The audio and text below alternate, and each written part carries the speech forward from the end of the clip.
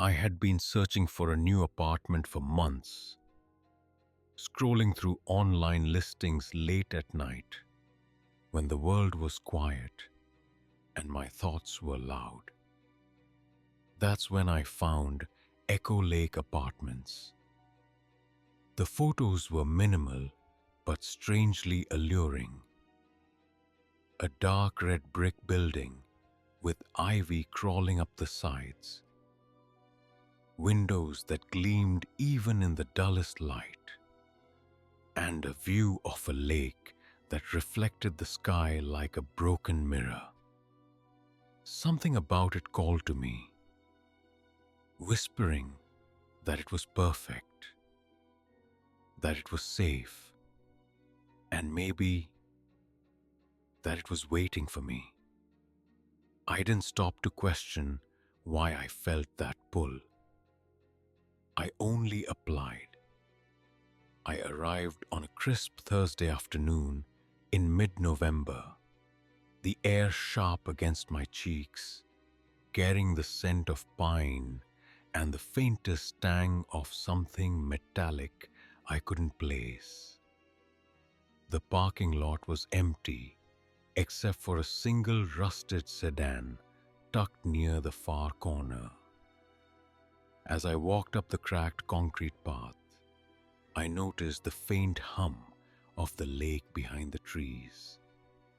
There was a stillness here, unnatural in its perfection, like the world had exhaled and paused, holding its breath. The building loomed above me, its windows like dark eyes, watching every step I took. I shook the unease off as just first-day nerves and pushed through the front door. The lobby was smaller than I expected. The walls were painted in a muted cream, but the corners were shadowed and dark, almost absorbing light.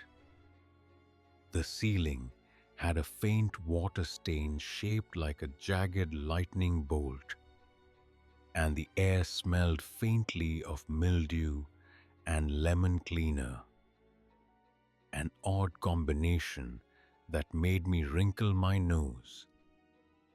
A brass bell sat on the front desk with a note, "Ring for assistance." I pressed it once, and the sound echoed unnaturally, bouncing off the walls in a way that made my stomach tighten. No one came. I rang again, and finally, a door at the far end of the hallway opened. A man stepped out, thin and angular, his uniform a faded gray that hung off his frame. His hair was white but combed neatly, and his pale blue eyes scanned me with unsettling precision. He didn't smile. He didn't blink as much as a normal person. It was like he was inspecting me, not greeting me. "I'm Mr. Gable," he said, his voice soft but firm. "I'll be your night caretaker. I've been expecting you." He handed me a key attached to a wooden fob with my apartment number engraved. The metal was cold in my hand, heavier than it should have been. I followed him silently up the narrow staircase to the third floor, the wooden steps groaning under our weight. The hallway smelled faintly of dust and old varnish. Everything felt sharp and still, as though the building itself was aware of me walking through it. The apartment was smaller than I imagined from the photos, but clean. A single room served as living area and kitchenette. A Murphy bed folded neatly into the wall, and a window overlooked the lake. Pale sunlight filtered through thin curtains, dust motes dancing in the narrow beams. I set my boxes down, and Mr. Gable lingered near the door, watching. He offered no conversation, only the occasional direction. Mind the step, or watch the corner there. The floorboard is loose. There was something final in the way he spoke, something that discouraged questions or complaints. I realized quickly that this wasn't hospitality. It was supervision. "I'll leave you to settle in," he said, after helping me carry the last box. "But remember, the building has rules. They exist for your safety. Follow them."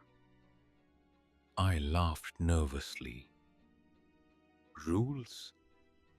I had already signed the lease, paid the deposit. What could these rules possibly be? He didn't answer, only gave me a pale, unreadable look and turned back toward the stairs. The door closed behind him with a hollow click. I was alone. For the first time, the silence hit me.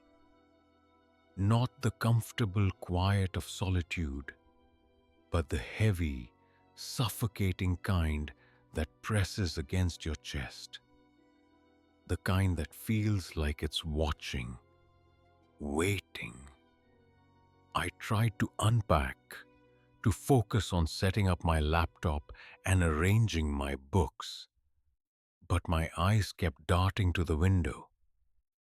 The lake shimmered strangely, the surface dark and uneven despite the calm wind. Shadows moved along the tree line in ways that didn't match the sun, and I felt irrationally that they were moving toward me. That night, I decided to explore the rules Mr. Gable had mentioned. I found an envelope taped to my door.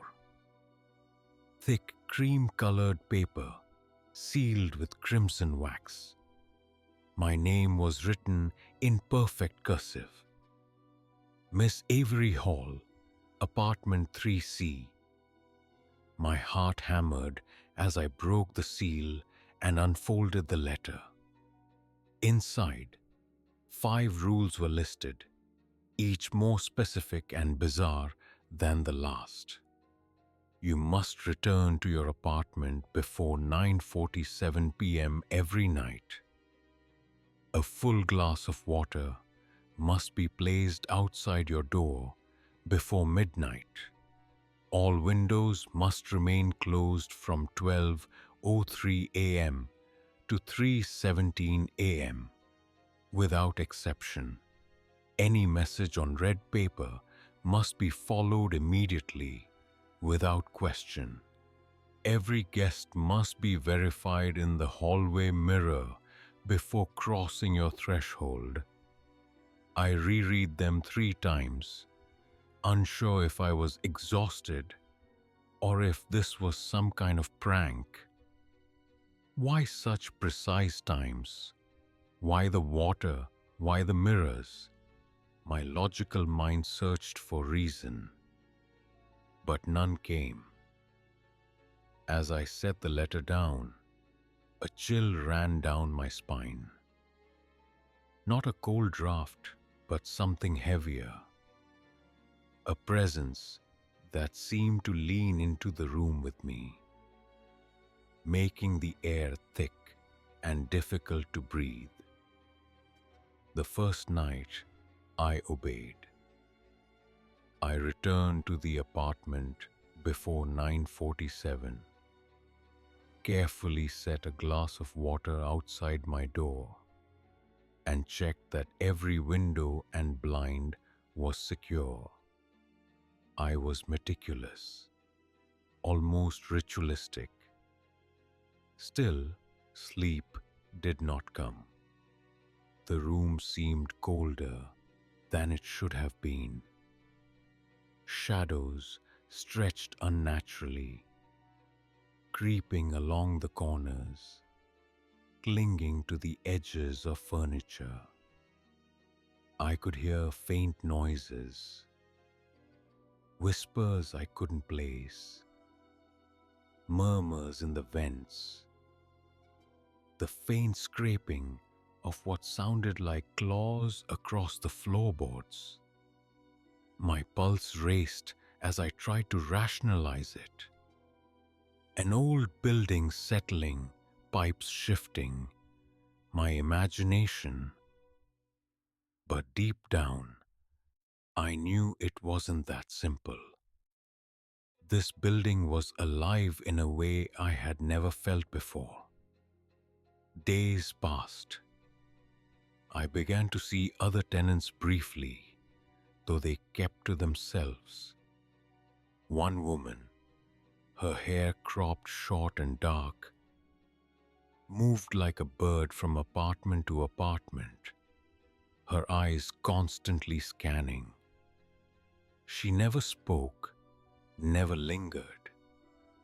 The caretaker, Mr. Gable, appeared only at night, performing his silent duties.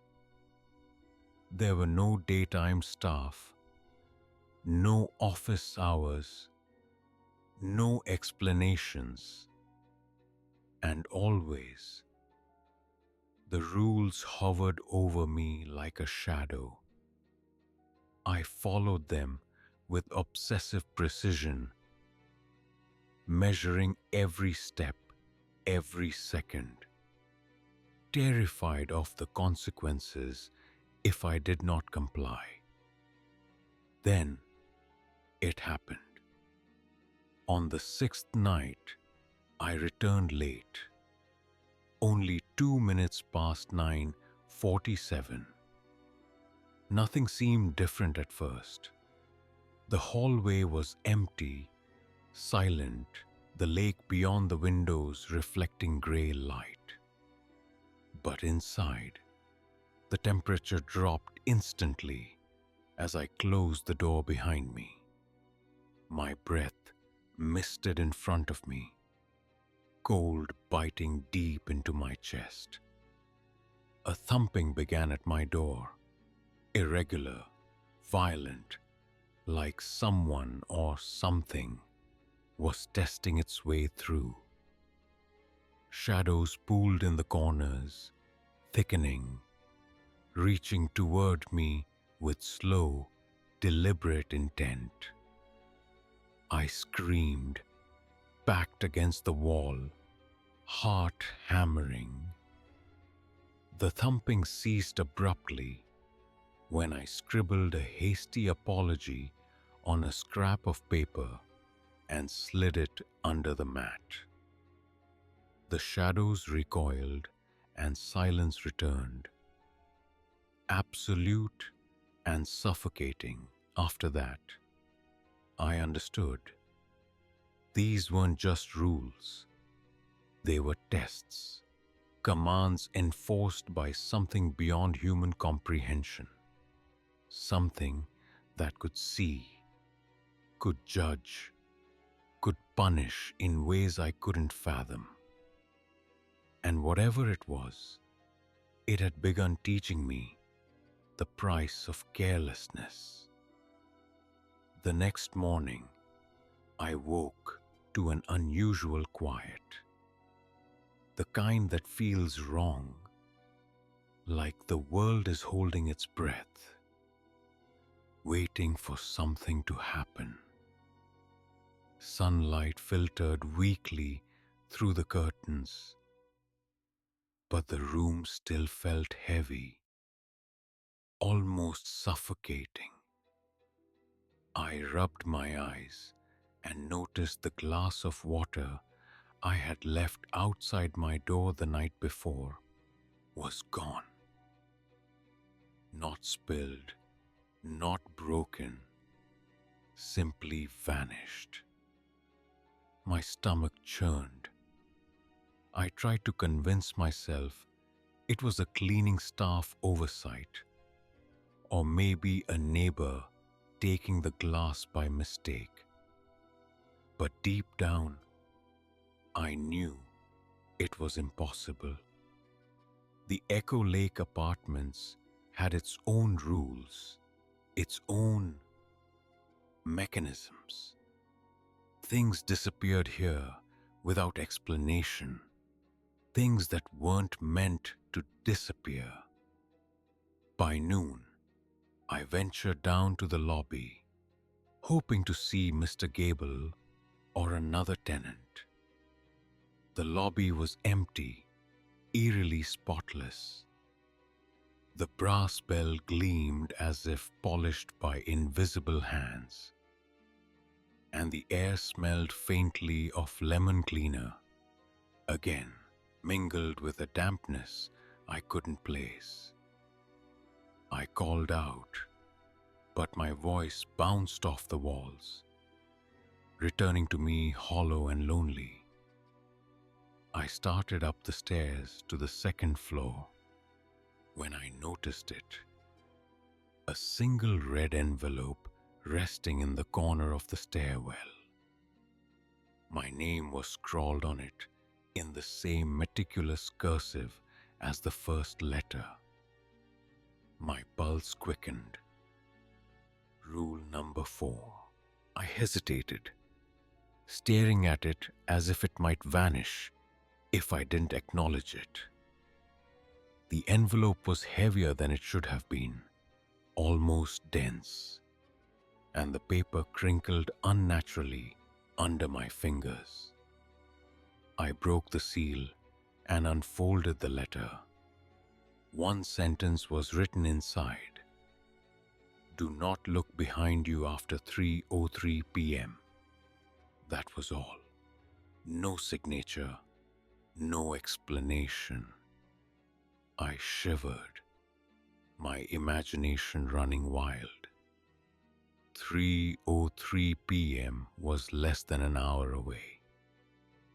I tried to laugh it off, telling myself it was just some cruel prank or a misplaced piece of mail from another tenant, but something in my gut twisted uncomfortably. I could feel the building itself listening, waiting, testing me once again. I decided to ignore the warning. Of course, I did. What could happen? Yet, as the clock crept closer to 3:03, an oppressive dread settled over me. I noticed the shadows stretching oddly in the hallway outside my apartment, creeping longer and darker than sunlight should allow. The air grew colder, almost biting, and the floor beneath my feet seemed to thrum with a low, constant vibration. My rational mind screamed at me to leave, to step outside, to escape this suffocating, unnatural prison. But the rules were there, etched into my consciousness with a weight I could not shake. At exactly 3:03, I heard it. A faint, deliberate tapping behind me. My heart raced, but my legs froze. The sound was soft at first, like fingernails on wood. Then louder, sharper, resonating through the hallway in a rhythm that felt almost alive. Slowly, I turned my head. The hallway was empty. Nothing. No one just shadows that flickered and moved as if they had their own intentions. Relief washed over me briefly, but it was quickly replaced by unease. I couldn't explain the hair standing on my arms, the tightness in my chest, or the sensation that someone or something was staring directly at me. That night, I left my glass of water outside my door again, meticulously aligned with the letter's instructions. I checked the clocks and windows obsessively, every minute exact to the second. I placed the red envelope on my kitchen counter, intending to open it only after midnight, just to see what else the building demanded. Sleep was shallow and fractured, broken by dreams that weren't dreams. Shadows crawled across ceilings, whispered my name, and a dark presence pressed against the edges of my consciousness. When I woke, the glass of water was gone again, leaving only a faint condensation ring on the mat. I didn't touch the envelope. Days became a strange, terrifying routine. The rules consumed me. I marked every time, every action, and every observation. I started writing them down in a notebook, hoping that cataloging them would make them manageable, give me some sense of control. I realized the rules weren't just instructions. They were a language, a method of communication from the building itself. Sometimes I thought I could hear it breathing, or perhaps whispering, deep in the walls. I could feel it watching through the windows, the floorboards, the ceilings, even when no one else was there.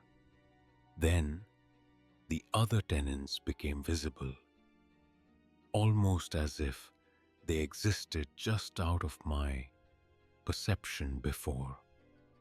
One elderly man, hunched and silent, always appeared at the end of the hall, staring into his own apartment with eyes that seemed to know too much. Another woman would glide silently past my door, always carrying a candle, whispering things I couldn't understand. They followed their own strange routines, obeying rules I could only guess at.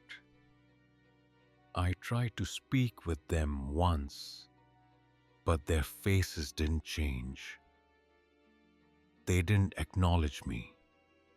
It was as if the building itself had removed their ability to interact, leaving them as mere shadows of themselves, puppets of the rules. By the end of the first week, I was a prisoner of my own obedience. Every night, I measured the seconds with meticulous care, aligning the glass of water with the edge of the mat, closing the windows precisely, and avoiding any gaze at red paper until the instruction demanded.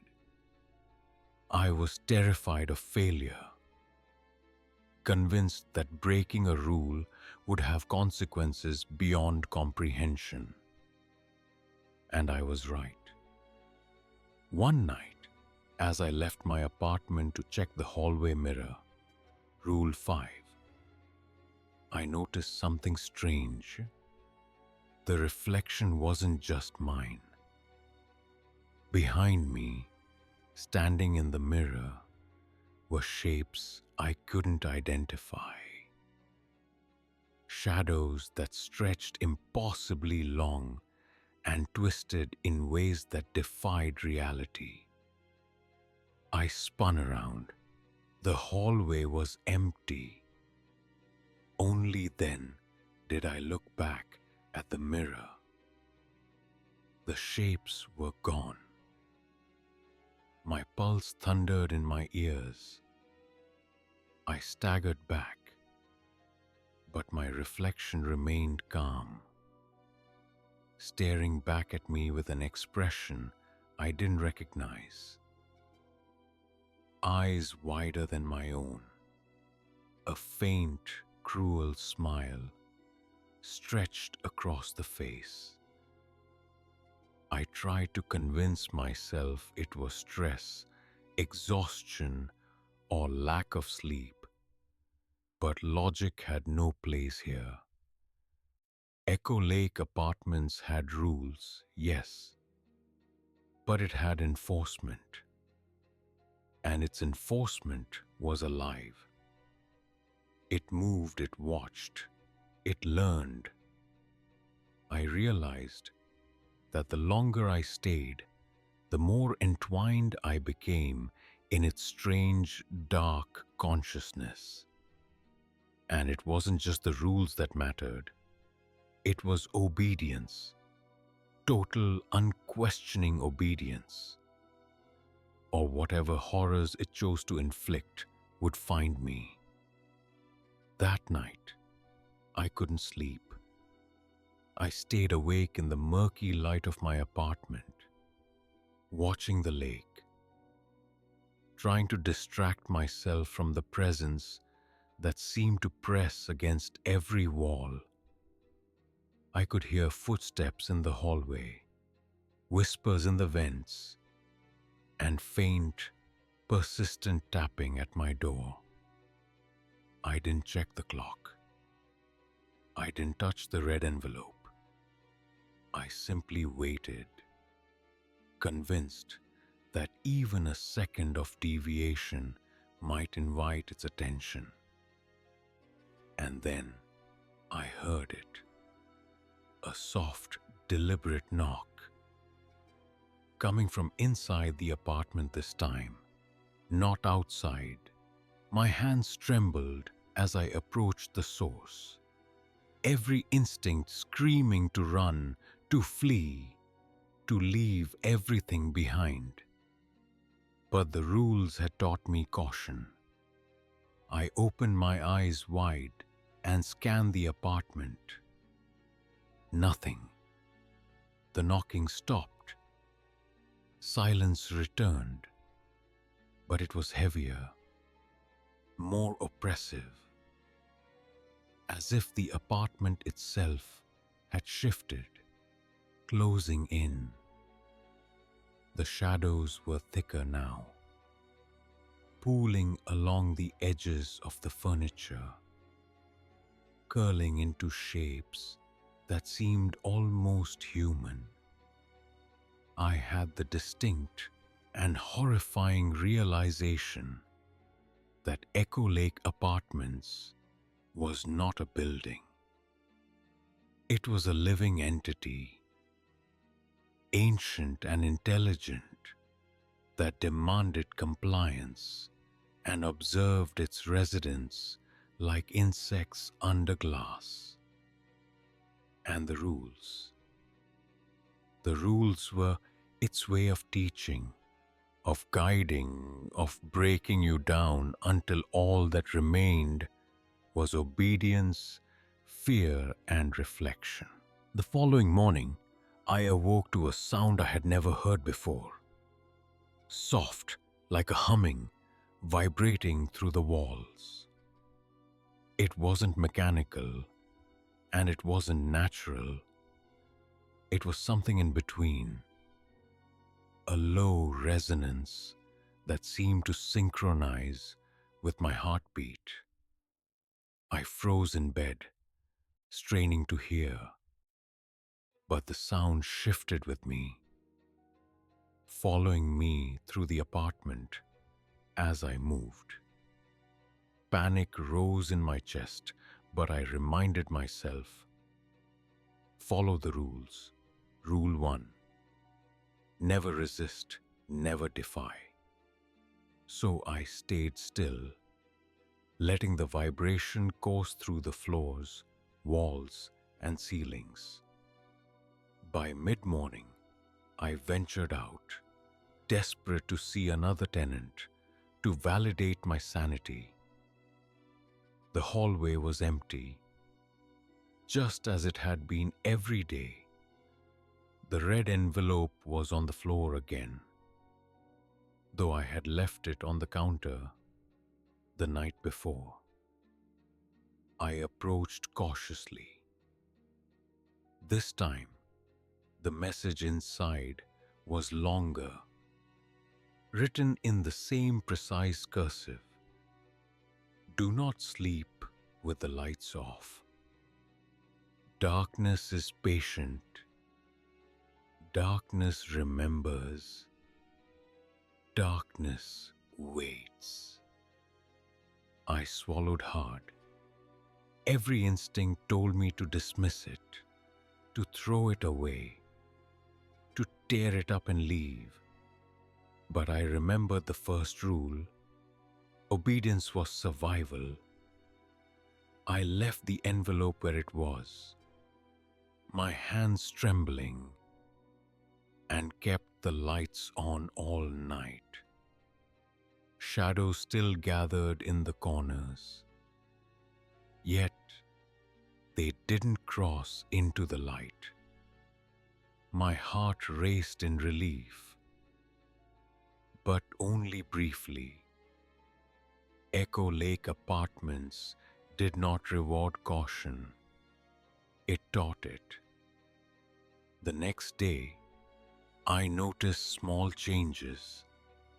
My reflection in the mirror looked subtly different. Slight elongations of limbs, subtle distortions of my eyes. At first, I thought it was exhaustion, but the changes persisted. Sometimes I caught the reflection moving independently, smirking at me before I could blink. The building was teaching me to watch myself, to question my own perceptions. The rules weren't just instructions. They were tools to manipulate, to make me pliable, to bend me into its rhythm. I began recording everything: the rules, the envelopes, the strange occurrences. I noted the time of each envelope's arrival, the precise moments when shadows stretched oddly across the floor, and the vibrating hum that seemed to pulse through the building at intervals I couldn't predict. My journal became a map of terror, an attempt to structure the chaos around me. But it was never enough. The building adapted.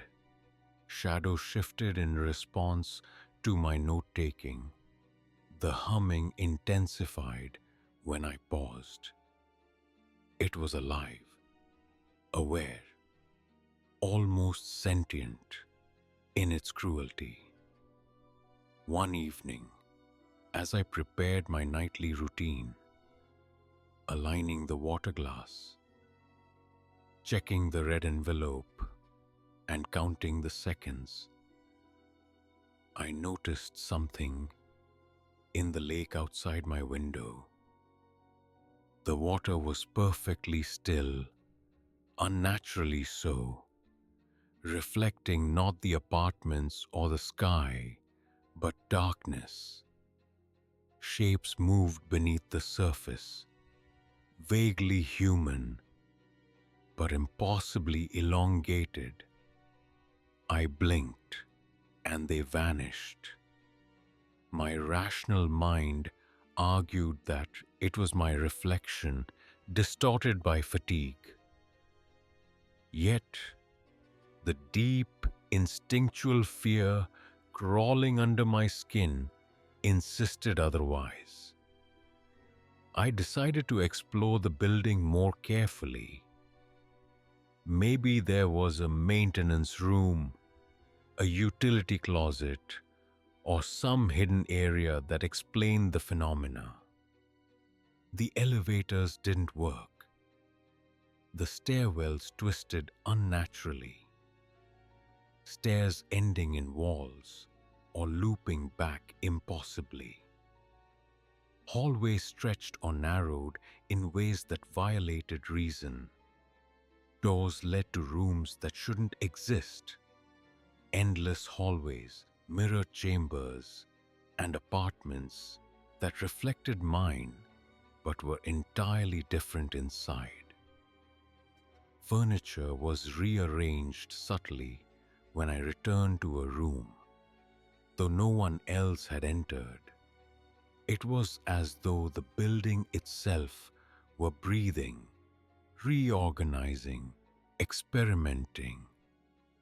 At the end of one particularly harrowing hallway, I found another tenant, a young man who hadn't been there before. His expression was blank, eyes dull. I tried to speak, to ask if he had experienced anything strange. He tilted his head unnaturally, almost impossibly, and whispered in a voice not his own, "Do not break the rules, do not fail." Then he was gone, leaving no trace. I realized that the building had taken him as a warning, or perhaps as a lesson. I felt a cold realization. The rules weren't for me. They were for the building, shaping me, observing how I reacted, testing whether I could survive its invisible labyrinth. Sleep became impossible. Shadows lingered, whispers followed me, and every creak of the floor sounded like footsteps behind me. The rules escalated in intensity. Rule 7 instructed me to leave a candle lit in the hallway and never extinguish it. Rule 8 demanded I tap 3 times on my apartment door at precisely 11:11 p.m. Rule 9 forbade speaking after sunset. Each instruction was more bizarre than the last, and each carried an unspoken threat. I understood now that the building had no tolerance for failure, and even minor errors invited consequences I couldn't yet comprehend. One night, the red envelope contained a photograph. I don't know where it came from, but I recognized the room instantly.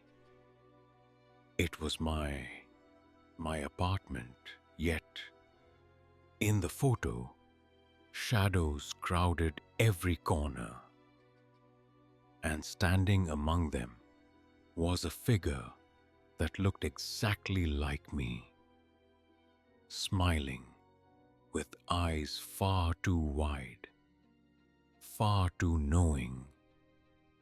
I dropped the photo, but it hovered in the air, spinning slowly before landing upright on the table as if placed by an invisible hand. I began to feel myself unraveling. My reflection moved differently than I did. My shadow lingered longer than it should. Voices whispered my name, but when I turned, there was nothing. The rules had become more than instructions. They were chains wrapping tighter and tighter around my mind. I realized the building didn't just punish disobedience, it rewrote perception, bending reality until obedience wasn't optional. It was survival itself. By the second week, I had become a creature of habit and fear. I measured, aligned, counted, and obeyed with near religious precision. Every moment of the day revolved around the rules. I had no desire to leave, though a part of me screamed for escape. Every glance outside the window revealed not freedom, but reflection, darkness, and impossibility. Even the lake had become a mirror to the building's consciousness, a vast black eye, observing, judging, learning. Then came Rule 10, the final one. Or at least, I thought it was. The envelope contained only a single phrase, written in ink that seemed to shimmer and shift. Look into the lake at midnight. Do not blink. Do not turn away. My pulse raced. I knew that following the rules had kept me alive so far. But I also sensed the danger in this instruction. The lake had already begun to show its unnatural nature. But the alternative, breaking the rule, was unthinkable. Obedience was the only path.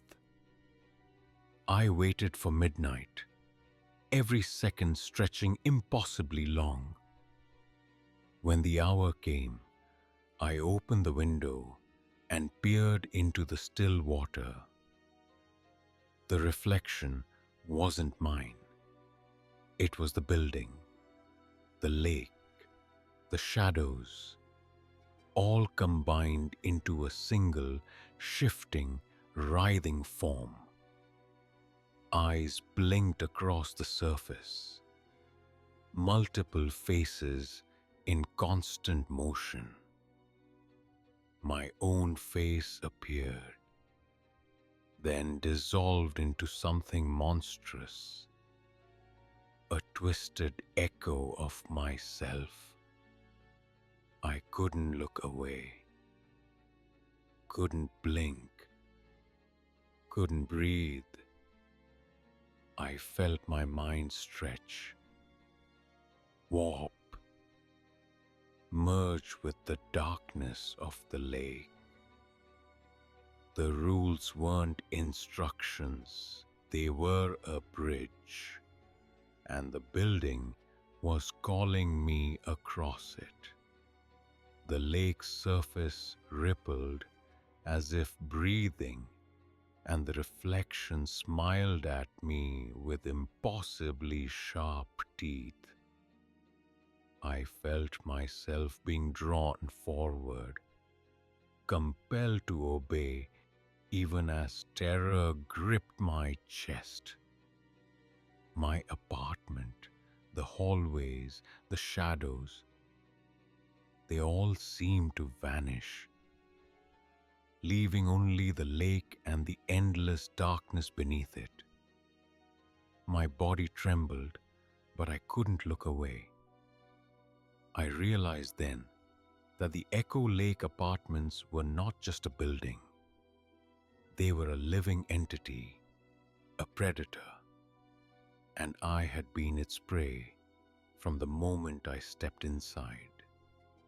Rule 10 had been the ultimate test. All the previous rules, the candles, the tapping, the whispers, they were practice, shaping me, teaching me to submit. The lake demanded submission now. I felt my mind stretching, thoughts and memories scattering like leaves in a storm. My reflection reached out, its hands brushing against the surface, connecting with mine. A sharp pain shot through my skull, blinding and electric, and I realized I was no longer entirely separate from the building. I was becoming part of it. Then, a voice, not in the room, not in my head, but everywhere, spoke. Obedience is survival. Survival is obedience. Welcome home. I wanted to scream, to resist, but no sound emerged. My body was no longer mine. I felt the shadows creeping in, not from outside, but from within. My reflection laughed, a sound that wasn't mine, and I understood that I had become another rule, another instruction, another lesson for the next tenant. The lake swallowed me slowly, pulling me into its darkness, and the humming of the building grew louder, resonating through the empty hallways like applause. Suddenly, I was aware of the other tenants, those who had disappeared before me. Their faces were faintly visible beneath the water, frozen in expressions of fear, curiosity, and something else I couldn't name. They were the echoes of obedience, the consequences of defiance. And now, I joined them. Not dead, not alive, but something in between. An extension of the building's consciousness, part of its endless, watching presence. Hours, or maybe days, passed. Time became meaningless. I could hear the faint scratching of nails on walls, the soft footsteps in empty corridors, the whispers of new arrivals learning the rules. The building thrived on it, feeding, learning, growing.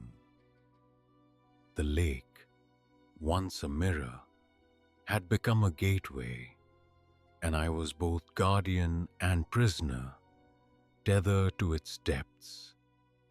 The rules had succeeded. Obedience had preserved me, but in a form I no longer recognized as human. And then, as if the universe had a cruel sense of timing, a new tenant arrived.